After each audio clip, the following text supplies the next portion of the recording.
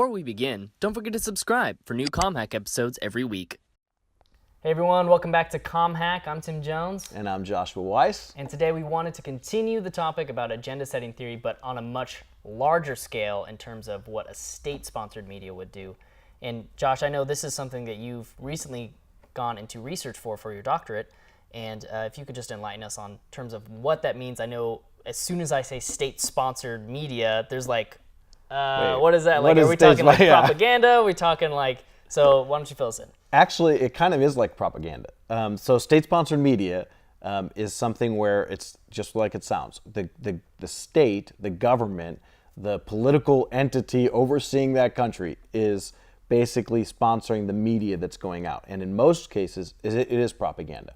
So in closed countries or in communist countries, the government is who puts out the media, and they're very protective over that messaging that goes out because they want to make sure that the people are following or believing whatever they want their people to follow or believe. And so in places like Cuba, the government puts out what the messaging is going to be, and if you are influencing that, then you're giving them, maybe a contradictory view or making it seem like that's not true or whatever else might be, raising issues for them. So that's a problem, right? Same thing takes place all around the world. Russia, China, the Arab world, even in European countries, state-sponsored media is very popular. Most people don't realize that there actually is state-sponsored media here in the United States as well. Did you know that? I did not at all. I did not either until I started doing some research on this topic. It's a little scary. So the state-sponsored media, think of it like this. All around the world, there's messaging that's taking place. And if as an entity, as a government, if you're not trying to control that messaging for your country, then you could be in danger of other people shaping the messaging of who you are, what you're about, what your society looks like. And it's almost like a massive worldwide brand war. Gotcha. Right? So it's like fighting fire with fire almost. Basically, yeah, because ultimately people are going to think what they're going to think. And so it's actually, you get into this thing called soft war. So if you are dealing with a democratic country and you want that democratic country to either become an ally with you or, fight, if you're fighting against them, whatever it might be taking place, even though it might be a trade war or it might be, in other areas, information war, if you're trying to work for or with or against them, and it's a democratic country, if you can influence the people that make up that democracy, then you can influence the government's decisions. So if I'm doing a brand or a marketing campaign to the citizens of the United States about oil, or, maybe I'm doing it about energy efficiency or the planet, if I'm making that something that I'm campaigning about and I'm a foreign entity, if I can get the public talking about and thinking about that topic to the point that they're going to vote a certain way, I can influence those elections in that democracy by setting agenda and making things trend over that topic I want, influence over. Wow, that's powerful. But it's happening all the time. And so America has a state-sponsored media where we reach out all around the world, but we don't reach out to people within our own borders for the sake of not doing propaganda, not being party to propaganda.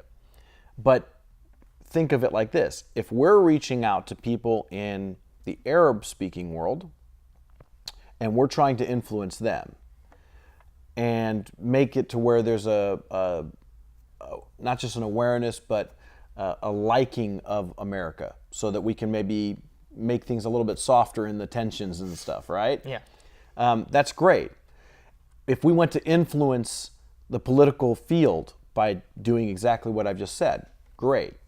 Well, if the Arab-speaking world or the Russian world wants to influence our election, they can do the same thing because they have access to YouTube, they have access to Twitter, they have access to all the social media platforms that influence our society. And they're all using agenda setting theory at this point. Essentially, yes. Wow. And so what they'll do, especially like Russia, what Russia will do, they're actually, I believe, the largest network on YouTube. Wow, you're kidding. I believe they're the largest network on YouTube. And so if Russia Today starts doing all sorts of news articles, and they've got 3 or 4 million followers, subscribers, and they're having thousands upon thousands and sometimes millions of hits and views and likes and comments on their videos, then ultimately they can be setting some agendas. So people talk about their involvement in our elections, and who knows whether or not there was any behind the scenes stuff that took place on Republican or Democrat side. I don't know. Don't claim to know. But what I can say is that they do have news articles and things where they try to set the agenda by making things relevant. And so what they do is they'll have, as we've recently found out with Facebook, they'll create different accounts all over the place. And if you have a number of different accounts and different publics that are coming in and speaking about a topic or commenting on or liking or sharing, then you've created this environment where it seems like something really is trending. And by getting something trending, you then make that an agenda on the larger news circuit. So let me get this straight. They make the article, they make the video, they send it out there into the social media, and then they have several accounts that will then, in a sense, manipulate the algorithms to make that article, that video trend and force it onto different news feeds. Exactly. Wow. Exactly. You think about it, people do the same type of thing on a smaller scale with their Twitter accounts or their Instagram accounts, where they try to buy followers or buy likes or buy comments, buy engagement, because if they can raise their engagement, then they're considered to be an influencer. And so people do that all the time. This is just on a grander scale. And because America doesn't have an agenda or a state-sponsored media for the states where they're actually reaching their own publics, that onus is on the private entities to combat what's coming in from the outside world. But because we don't see the outside world as our enemy or our combatant, we end up just doing our own news cycles rather than trying to combat the news cycles that are coming from the agenda-setting efforts of foreign publics. Wow. So okay, that's big picture, and it seems scary. It's actually true, and it's happening, and it happens all the time. And we still are living, so it's not, you're not dying, so deal with it, right? Yeah. But what does that mean? What can we learn from this as a hack in communications of ourselves?